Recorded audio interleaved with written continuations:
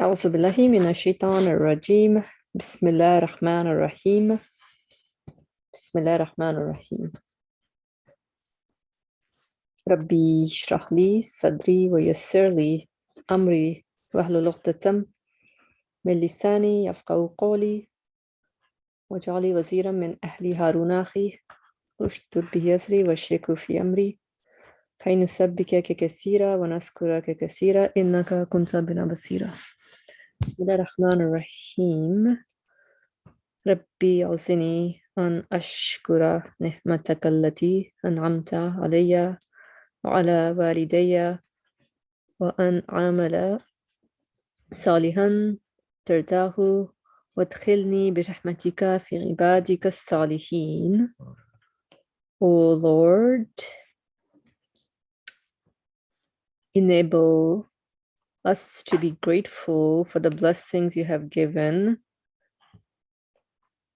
us and our parents, and that we may do righteous deeds accepted by you, and admit us by your mercy into the company of your righteous worshippers. Ameen. وصلى اللهم على محمد وعلى آله وصحبه أجمعين والحمد لله رب العالمين. Ameen. Assalamu alaikum everyone. Happy Sunday. Inshallah everybody is doing good. Today we will continue on with the ninth ray on page 210, which is 210, yeah. pretty much an expounding of the necessity of resurrection, an addendum. And so let's pick up from the first paragraph. Page 210. Okay. Mhm. Yeah. And since just as the universe's owner has chosen the earth from the universe and man from the earth, and bestowed on him a high rank and importance, so out of mankind he has chosen the prophets, saints, and purified ones, true human beings who conform to the aims of his dominicality, and through their belief and submission make him love them. He has taken them as friends and addressees and bestowed miracles and success on them, and punished their enemies with heavenly blows. It's interesting that human being has been chosen and bestowed with high rank and importance. Gee, I wonder, what does that entails? And so true human beings are chosen as far as the ones who are really utilizing their importance or who are in the know of their importance. So a true human being is someone who really knows their importance and what kind of rank do they carry with the rest of creation. And so out of mankind, so there's so many creatures, so many people out there, billions of what's the world population? So much, so big. And so there are those who are really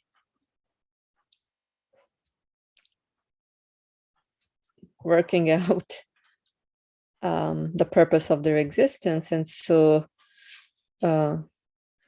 we refer to them as prophets, saints, and purified ones. And through their, I guess, attitude, worldview, and confirming or recognition of the truth, it helps everyone else to be loved by their creator in terms of, oh, this is how I ought to be analyzing or interpreting my creation as well. Okay. And so the creator has taken such true human beings as his friends and addressees and bestowed miracles and success on them and punished their enemies with heavenly blows. Just some rough thoughts. And out of these worldly and worthy, thank you. And out of these worthy and lovable friends, he has chosen their leader and source of pride. And out of these worthy and lovable friends, so these prophets, saints, and purified ones are supposed to be super lovable friends and worthy, someone worthy of befriend. So he has chosen their leader and source of pride, Muhammad, peace and blessings be upon him, and for long centuries has illuminated with his light half the globe and a fifth of humanity. Half the globe and a fifth of humanity. As though the universe was created for him, all its purposes become apparent through him and his religion and the Quran. And although he deserved to live for an infinite time in recompense for his infinitely valuable service for millions of years, he only lived a brief 63 years of great hardship and striving. Gee, what is this hardship and striving refers to, I wonder. So, and he deserved to live for an infinite time in recompense for his infinitely valuable service for millions of years. He only lived a brief 63 years of great hardship and striving. I'm wondering about the meaning of this sentence, because we all know that we don't live forever in this universe, but at the same time, if we're benefiting from someone's teaching, we say, oh no, he deserved to have been given infinite lives. But he only lived 63 years of great hardship and striving. Great hardship and striving for what? Is there any possibility then that he should not be resurrected together with all his peers and friends? So now, because there's this need for eternal living, and so the human being wonder, is there any possibility then that he should not be resurrected together with all his peers and friends? That they should not now be living in the spirit? Wait, what? That they should not now be living in the spirit? That they should have been annihilated eternally? God forbid, 100,000 times. Yes, all the universe and the reality of the world demand that he should be resurrected. And they beseech the universe's owner that he should be living. Okay. What you understand from this piece? This piece. Yeah.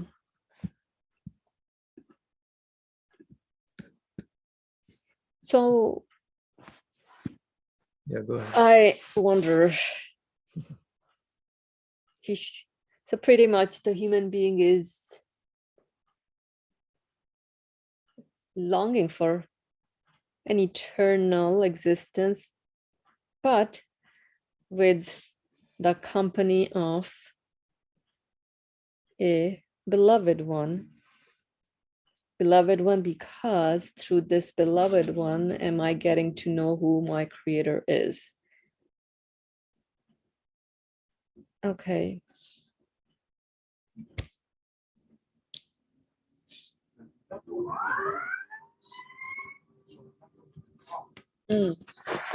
All the beings and the last phrase, they beseech the universe's owner that he should be living. Not the text says they shouldn't be falling into annihilation after death. Because all we are striving through our practicing our feelings, that we should seek eternal happiness, endless happiness, not temporary happiness. Every one of us looking for it. Every one of us really running after preserving our happiness and trying to make it even better. As the hadith says, actually, in hadith, the man gets older and his ambition to harder, or how to say, to collect, Accumulate. Collect the from this world, get is stronger. Why? Because we desire to be happy, to be satisfied eternally, limitless. Now, why do you think people want to have social security towards the end of their life? They shouldn't be in need of anybody else. They should be self-sufficient because they want to keep their happiness continue. But death comes, stop, finish. It's very disappointing, and especially what I give is the specific example of the prophet. He struggled to spread the message of God and save their meaningless life and make it meaningful.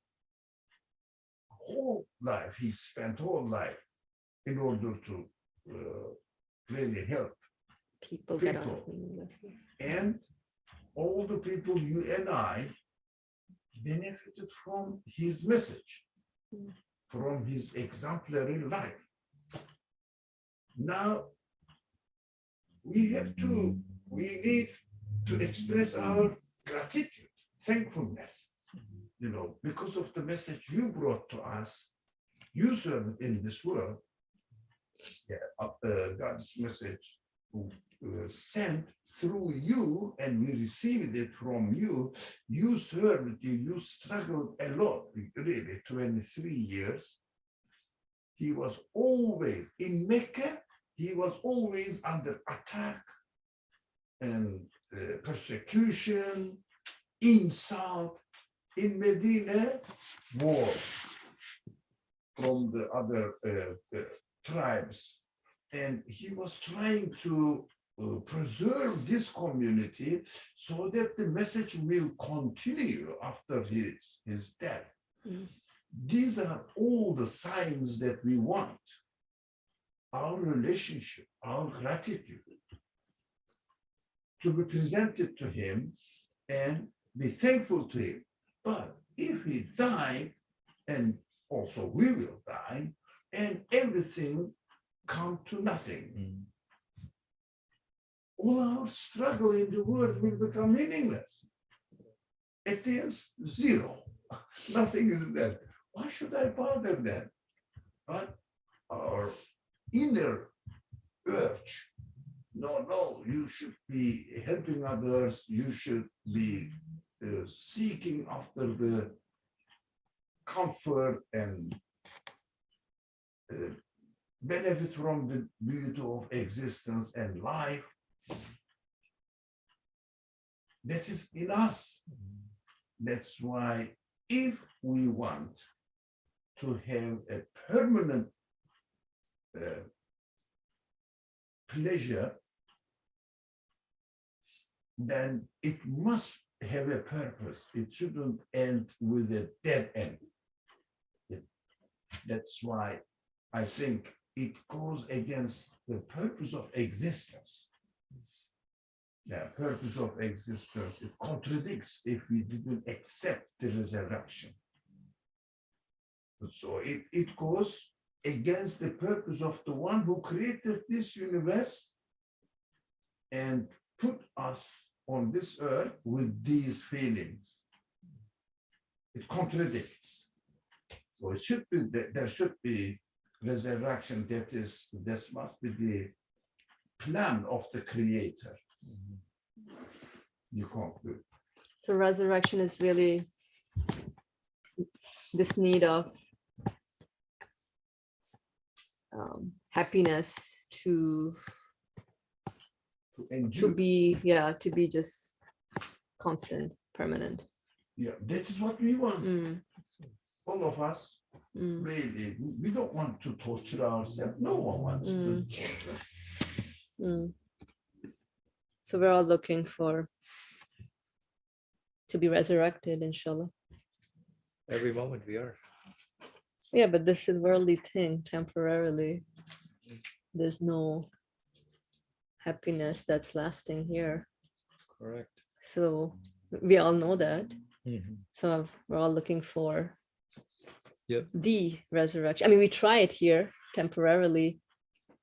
I mean, to solve our worldly problems too, because it is related somehow to the whole well-being. I mean, I cannot separate, because spiritually we do get affected also with whatever's going on at a worldly level, because that's where we are given existence. I cannot shun away my problems just because I'm like waiting for, oh yeah, the resurrection. So like you're saying, we're resurrected every moment. So yeah, good. How does that help me to seek eternal resurrection? But you were making a point, so that's fine. No, share it. If you don't express out, then we don't benefit.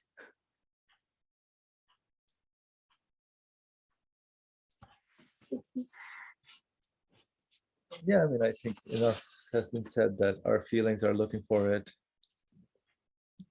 and we see the signs in the universe all around us. When I sleep, when I get up,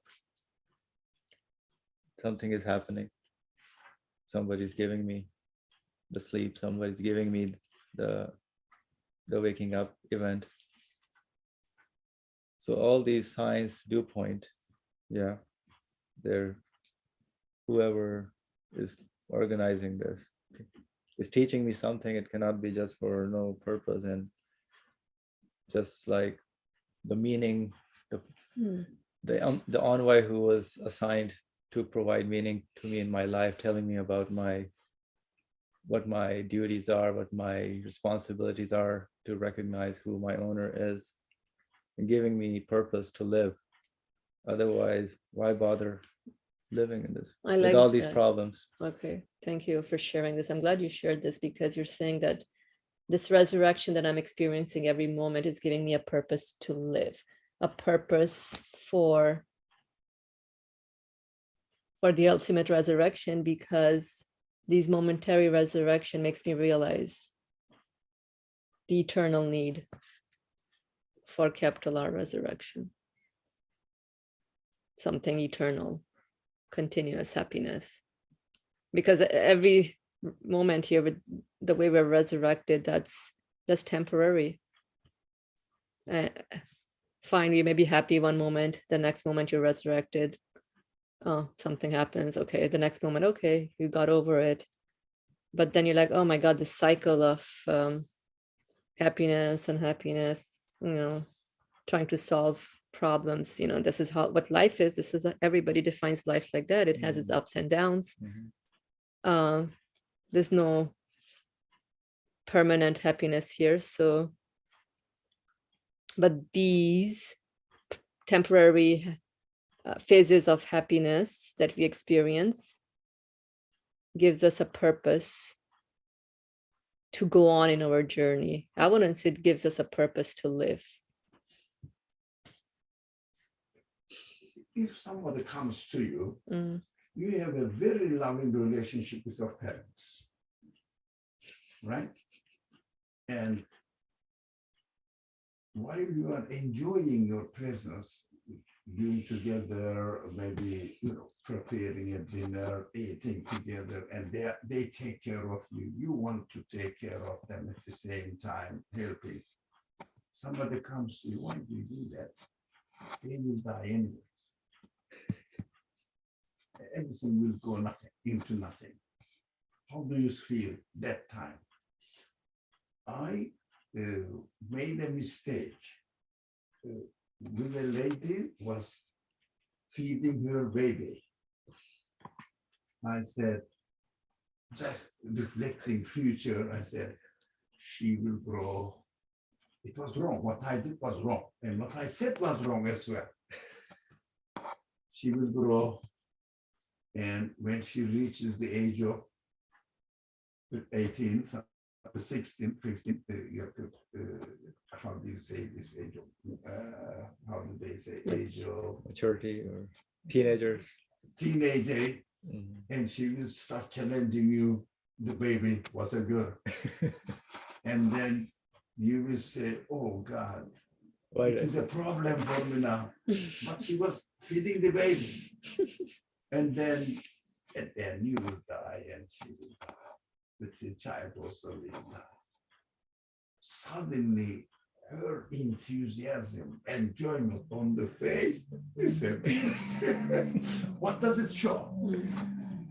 Now you may say that I don't know when I'm going to die, so it is far away from me. We always postpone it in our imaginations. I'm not going to die tomorrow. No. Yeah. Sometime. Forget about it now. It is late. But we know that at the end we will definitely die. That is the unbearable feeling. We know that we are going to die at the end. For example, I'm doing something here. You say you are doing it, and I'm trying to make it as perfect as possible. But somebody comes to me, I know it is going to completely broken and dysfunction tomorrow. I stopped making it work perfectly. It is very disappointing. Why? It contradicts my expectations, human nature. We want permanence. But every time death comes to our mind, this pleasure disappears. If we think that death is Yeah. nothing but annihilation, This is a good point. that is contradicting to human reality. It means whoever created me with this consciousness, I cannot say that I am the product of matter. I'm an intelligent being. Please to understand this. So deliberately made, planned, designed, deliberately. So as a created being, deliberately, I cannot bear the reality that I'm going to, if it is the reality, if it was the reality, everything will become nothing at the end. This is the contradiction we have to understand. It goes against the purpose of my existence. It goes against the wisdom in my existence. So it goes against, if I deny resurrection, I am insulting my creator. If I do it, what am I saying? You did something stupid. Yeah, at the end, it will be nothing. Why do you bother? Why did you bother to create me then? But only those people who say we came into existence accidentally with no purpose, happen to be like this, they say, okay, I am the product of nature, and nature produced me as a living being, and it will going to destroy me. It is a stupid nature, but what shall I do? I have to accept it.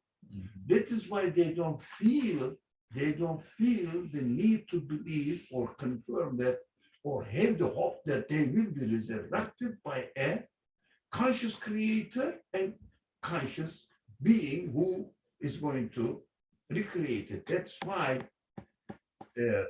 this paragraph, if we continue, ends up with saying, in short, in 211, page short.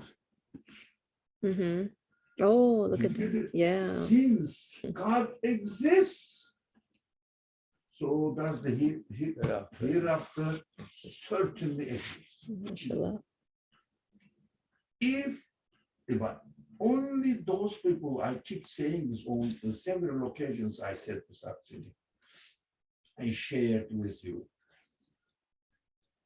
Only people who don't believe in God cannot believe in the hereafter. Pointless. Who is going to resurrect them? Because nature, matter, is not a conscious being. He doesn't have compassion.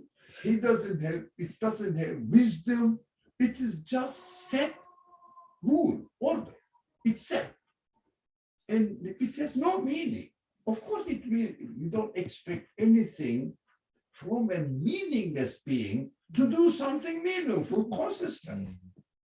That is why if someone doesn't believe in God, it cannot believe in the hereafter. This is interesting. But we have to question, not believing in God, does it make sense?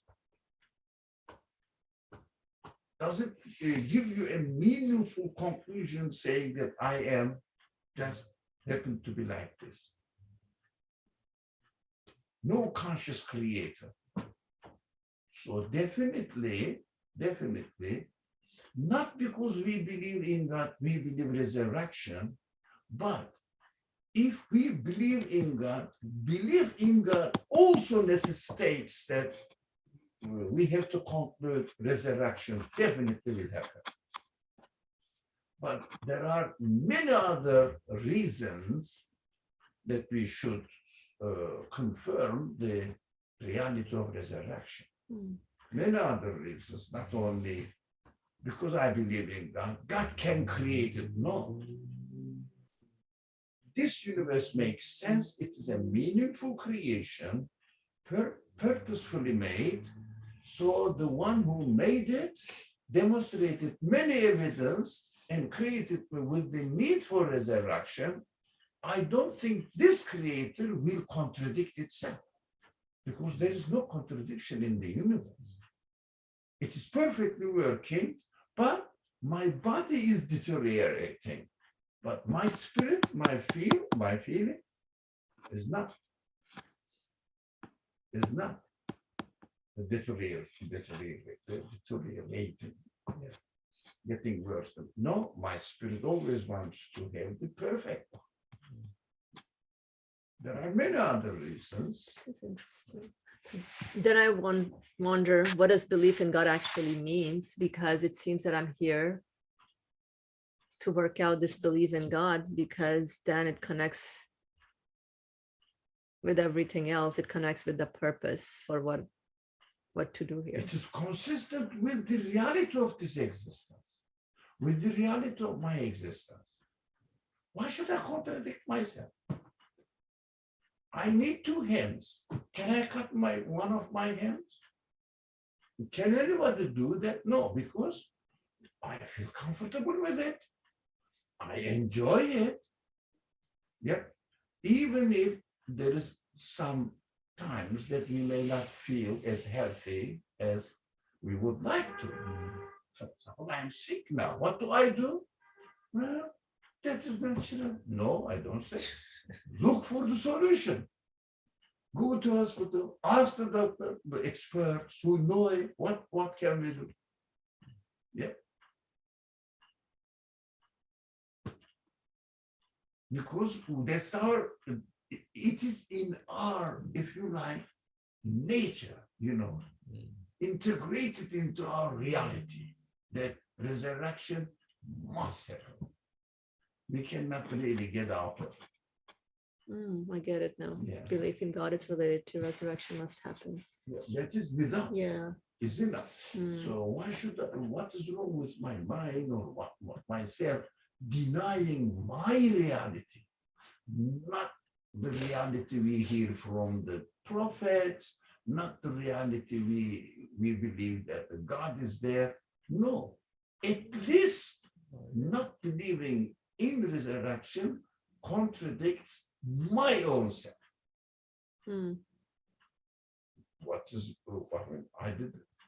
I didn't lose my mind to hurt myself by being obstinate, saying that no, I will die and everything will go forever. But there are so simple matters, actually, when I think about it, why people don't believe in God and why people deny the resurrection. Everybody we know? I don't know. Somebody. Deliver it. Okay, interesting point. So then, yeah, the resurrection we're experiencing is all related then to, since God exists, so does the hereafter certainly exist. So it's like a confirmation of the need for eternal existence. So then each resurrection we're experiencing gives you purpose to carry on with your life here. Each problem that you're looking for a solution for has an aspect of resurrection in it. Like the feeding of the baby has an aspect of resurrection in it. Looking for a cure when somebody's sick has an aspect of resurrection in there. Exactly. Yeah. Each and every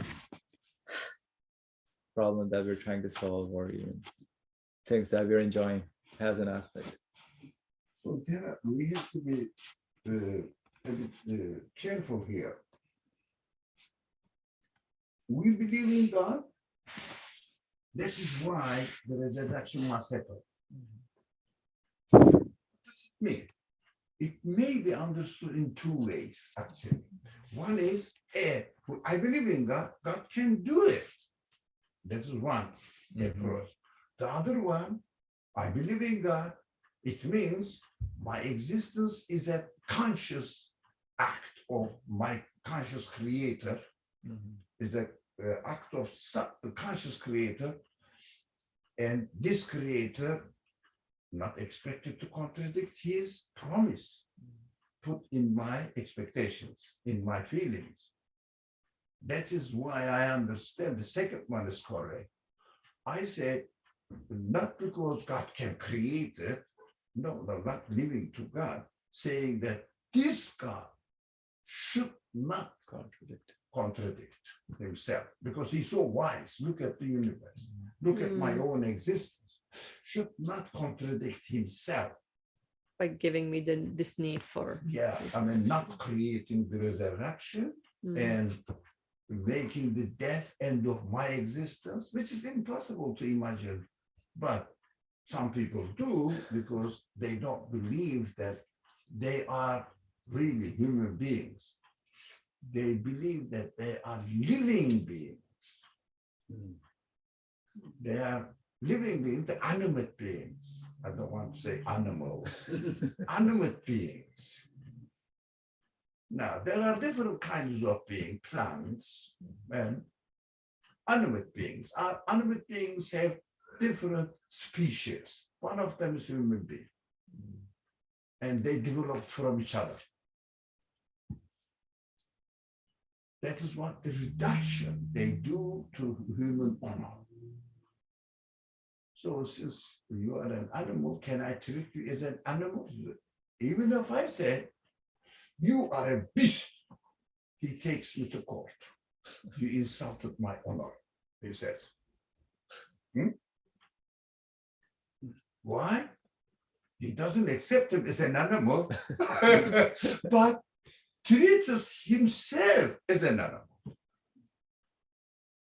by saying that I am a species among the animals, species as among the animals.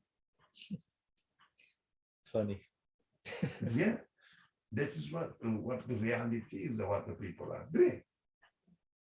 If you tell them that you are an animal, he gets offended, but he defines himself as an animal. Speaking animal, okay. The other one is holding animal, or I would say barking animal, but I am speaking animal. That is the difference. It's a reduction. It's an insult to himself, herself. Okay. No, it's fine. What's interesting is like this need for continuity of existence is within us. And so when the news is brought by the messengers, prophets, it's just confirming this need. I'm like, yeah, exactly. That's what I have, this need. And then the news comes in, yeah, whatever you have this need of must definitely happen because, it's just the message being conveyed by the creator of the universe that this is how I made you. Like this one, for example, a simple example. If there was no atmosphere, air, can we hear? Nope. No. The one who creates the air, an ear, and the sense of hearing in me, if he doesn't provide atmosphere, what happens? Meaningless. For example, the machine you are using is working with electric power. Yeah. The person, engineer, makes the machine, works with electric power, and there is no electric power. What do you see? It's stupid. I see. Stupid engine. But he made it me with the need, eternal pleasure. And he doesn't give eternal pleasure. He must be a stupid creator. But when I look at myself, my feelings, my intelligence, my reasoning, all sorts of my emotional aspect of me, which is called human soul, desires eternity and demonstrates that my creator is so wise, infinitely wise, absolutely wise. Look at my body. Nothing is accidental. Perfectly arranged and working perfectly. There is no sign of craziness in my creation, my body. But spirit is put in it, but spirit wants eternity, and this creator doesn't provide eternity. Like the engineer who makes the machine works with electricity, and there's no electricity. Mm. Doesn't make sense. Interesting. Good.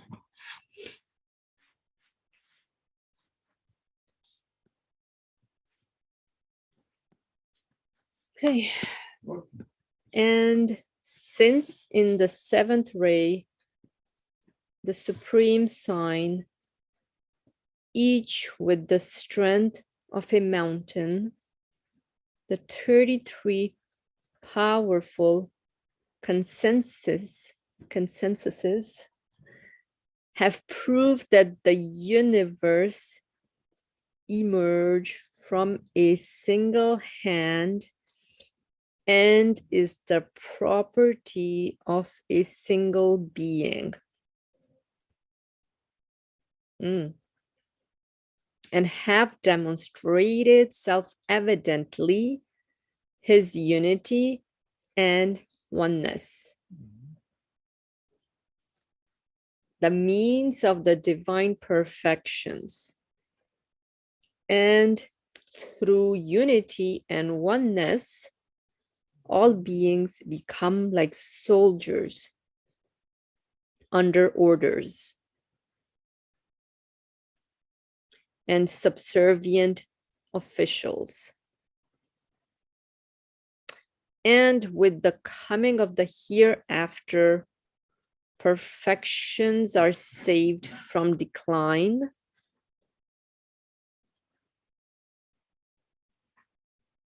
Absolute justice from mocking cruelty. Universal wisdom from foolish absurdity. All embracing mercy from jeering torment. And the dignity of power from abased impotence. And they are exonerated from this ... It means all the reality we are experiencing in creation turns it, if we didn't accept resurrection, turns into their opposites. Which doesn't make sense. Yeah.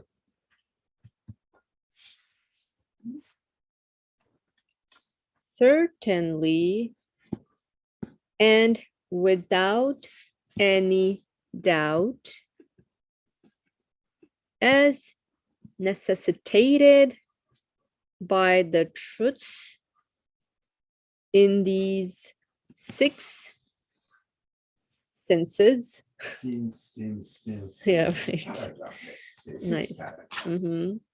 6 out of hundreds of points of belief in God. The end of the world shall come and the resurrection of the dead occur. Abodes of reward and punishment shall be thrown open so that the above mentioned importance of the earth and its centrality and man's importance and value shall be realized, and the above mentioned justice, wisdom, mercy, and sovereignty of the all-wise disposer, who is the creator of the earth and of man. And man's importance and value shall be realized. and the above mentioned justice, wisdom, mercy, and sovereignty of the all-wise disposer, who is the creator of the earth and of men, and their sustainer, shall be established.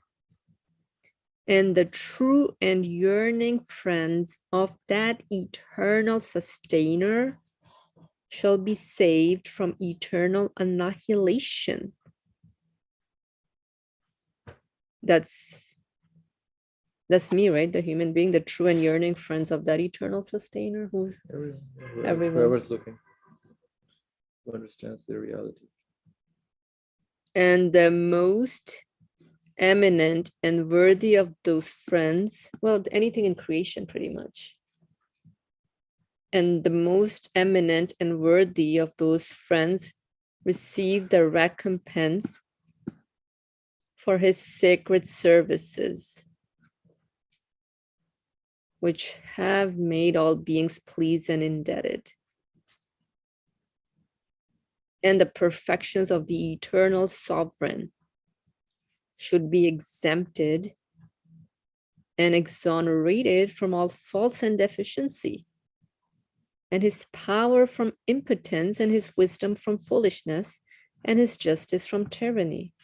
Yeah, the simple example, like the school example, they open the school, college, you go there, study, then somebody says, yeah, you will struggle here to learn for 4 years to become an engineer or some profession, but this administration, the school owners or the ones who established the school, as soon as you graduate, they will execute you, kill you. What does it mean? It is an insult to the school administration. Isn't it? If I am giving all this sentence, I struggle for happiness, and I need to be happy, yet I feel a little bit cool here. I felt that you are not taking your cold. No, at the same time, I felt cold. My hands is a bit cold. What I want? I want comfort. I went up and put the thermostat up. I want comfort. As long as it is given, I want comfort. I'm seeking for it. I am created in need of comfort and have a perfect life. Okay, I am giving this life here. I struggle for it. At the end, after graduation from the school of universe existence, the school administration says, okay, I will give you the degree and take you to the execution room, you will be killed. Will you believe that? Huh? Even if someone says, yes, definitely, will you believe that? Which is pointless. These people are not crazy. They are teaching us something useful. If I'm not going to practice it, why they should establish the education system? Contradict them. You said, no, they are not going to execute you. Yes, they are going to take out of the school. They say, no, you won't come here again, but you will enjoy your profession, whatever you learn, in the outside of school. That is what the resurrection must happen outside of the school of universe. Because we are educated here, we are being educated, we are students learning and how to make life. After this age, me, for example, I am the oldest here, I still want to learn. What am I going to do with it if there is no purpose in it? I'm going to die and disappear. Why this desire to learn? Even not only learning what the truth, what my reality is, who is my creator, not on that. If someone says, do you know how to repair the glasses? I say, no, I can teach you. It is very easy. Really? Teach me. What am I going to do? But I want to learn. This ego, this desire is given to us because we are created for eternity, not for complete non-existence at the end. We want perfection, always perfection, perfection, perfection. But our body gets old. That's the contradiction. Yeah. But of course, if someone says, I am nothing but my body, he has to suffer. Mm. But who says this? I am nothing but body. Intelligence, human side, satisfaction, happiness, trying to make secure our future, everything, nothing to do with body. All these feelings have no body. And feelings uses the body, but body has no power over our feeling. I get old, but still I want to have more comfortable life. Even more, as the hadith says. Accumulate word. Interesting, actually. Think about these concepts, the body and everything else, because I was thinking about it lately, like body being like a, I don't want to use the typical wordings we use, like, oh, it's a means, to utilize. It's almost as if it's given just for a specific period of time, do what you want. Utilize it because it's going to deteriorate. Utilize it for a purpose. Exactly. Yeah. When you finish with using it, it is taken away. Yeah. Okay. When you graduate, you go out of the school. Mm. And you don't stay in the school. Mm. Or stay here as a teacher. No. You become a professional now, not a student, but a teacher. You see, change the profession completely. Everybody looks for promotion. Everybody looks for promotion. Don't you want to upgrade your profession? Why? That is human. We want perfection. We are created for perfection.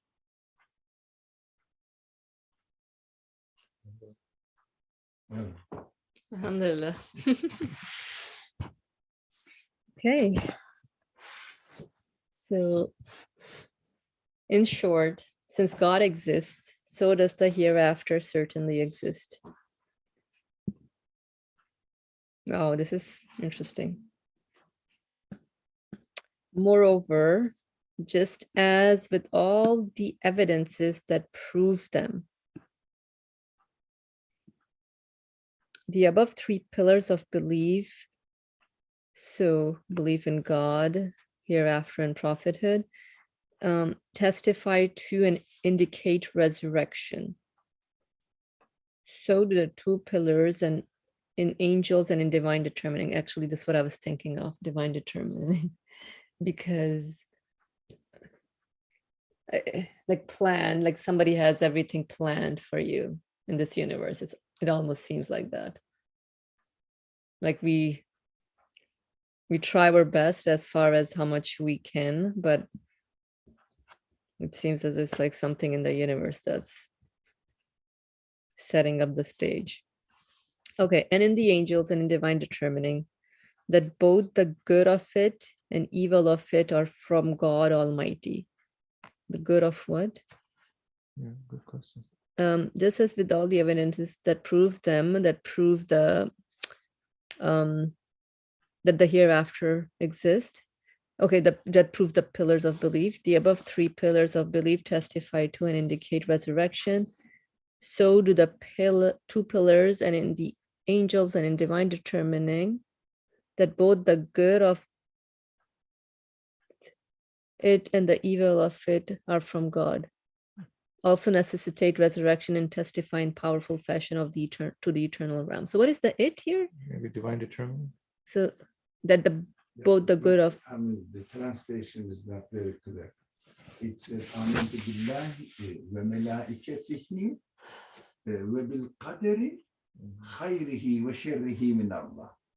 Whatever we see good and whatever we see bad is all created by God. So when you say it is bad, don't forget, it is created by God, and the student doesn't like the assignment, homework, doesn't like tests. No. It is from the teacher. It is good for your education.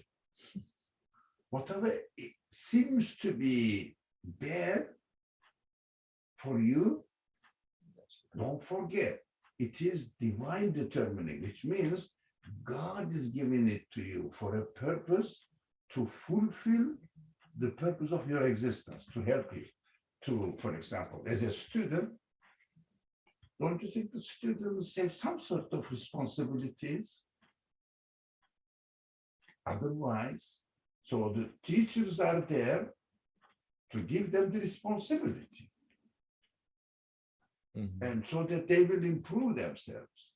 So the student is expected to think that the teacher has a purpose to give me this responsibility in order to fulfill and perfect my being, the purpose of my being here as a student. That's why it is formulated in this way. Whatever is good, whatever is bad, according to my perception, this is for God, don't forget that. And in existence, in reality, whatever I don't want, I mean, not my real feeling, for example, because of my laziness. I don't want the assignment, but after graduation, how thankful you are to this teacher who gave you lots of assignments and really consolidated your education by the assignments and tests. Prepared you for that. Sorry? Prepared you for Yeah. taking it's on a the challenges. preparation. But we have to understand that, I don't know whether it is good to go into this detail. Only bad teachers give tests to the students, not to help them, but to punish them. But good teachers prepare the test in order to help the students understand what they are missing so that they will pay attention to it. When they concentrate on the tests, they say, oh, I didn't notice this. I didn't know this. I must study this. So good teacher prepares the test in order to help the student learn better. So think about it. The creator of this universe gives us sometimes tests. Now, is it just to really punish us or contribute to our education? Think about it. Whatever we don't like, we want to get rid of it. For example, illness. When the illness is given, what do? To investigate to cure it. When we investigate to cure it, what will happen? We find out that which kind of wonderful cures have been prepared in the existence by the Creator. So he is introducing himself as the one who is the healer, gives the healing from him. If there was no illness, if there was no hunger, would we really be aware of that my Creator takes care of me? I'm not hungry. Do I know that my Creator is really merciful to me, provides whatever I need? Do you understand the simple example? Does it make sense? No? Yes. No, I'm thinking about these things. No. Gives me hunger in order to understand that my creator is compassionate, my creator is the nourisher. So I say, oh, my creator provided this food for me, created, because need is here, hunger, food is there, nourishment. Through this relationship, I see that being hungry is bad. But through this seemingly bad creation, we understand the value of the food. Now, this is for our education. I get it. That is why the scholars paraphrased all this. Amen to bil qadri khayrihi wa sharrihi min Allah. Hunger and feeding all are from Allah. For what? To teach me better who He is. It's perfectly arranged. But that is why people understand the word when the Quran uses, God puts you on test. But we need explanation. What kind of test? That's why I don't use the word test, if you notice. I say, God has given me the opportunity to learn better. That is training. If you go to a military service or something, for example, if you go to a gym, what do they do when you were learning your taekwondo, whatever you call it, karate, whatever they said, I don't know. No, you struggle for it. It's a problem. But at the end, you enjoy it. You learn it. But it says, oh, I'm fit now.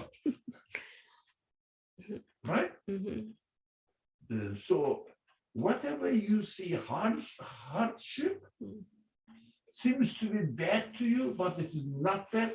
It is from the teacher. Teaches you better stuff. I think we should understand this phrase. Whatever of good, whatever is bad is from Him. And that's why the Quran emphasizes on believing in divine determining as planned, organized by your creator who loves you. Otherwise, He wouldn't create you. Wow, very nice. But why should He create me? I didn't ask Him. I didn't know. Yeah, because we exist, it is a proof that God created. My creator loves me. So if He loves me, why should He harm me? But if I don't study, do you think that school is happy to fail me, not to get the degree? But that is my result. That is my choice. I have to understand this option. If I don't study, I will fail. And I won't get degree. I won't be successful after graduation. That is good for me that, oh, thank you, the administration to the school said, if there was no option of failure, I would never bother about learning. And my student is my time I spent as a student will be wasted for nothing. Thank you for threatening me with failure. The professor says, if you don't give, or if you submit the assignment by Sunday 12 midnight, you will fail. I try. But those people who don't try, it is their choice. They will fail. They shouldn't. We are given the freedom to choose. Okay. Alhamdulillah, this is good. SubhanAllah, I think. If I exist, then it must. Inshallah, it is like this. We'll start from here next week. Yeah, I like the point. If I exist, then my creator loves me. Now let me just sit in with this one, inshallah. All right. So inshallah, next Sunday, we will pick up from all the evidences proving the existence of the angels. Inshallah. Alhamdulillah, this was a very beneficial exchange of dialogues. Sunday. Thank you all for participating and joining in. Bismillah ar-Rahman ar-Rahim. Subhanaka la ilma lana illa ma 'allamtana innaka antal alim al-hakim. Glory be unto you. We have no knowledge save except that which you've taught us. Indeed, you're all knowledgeable, all wise. وآخر دعواهم أن الحمد لله رب العالمين بحرمة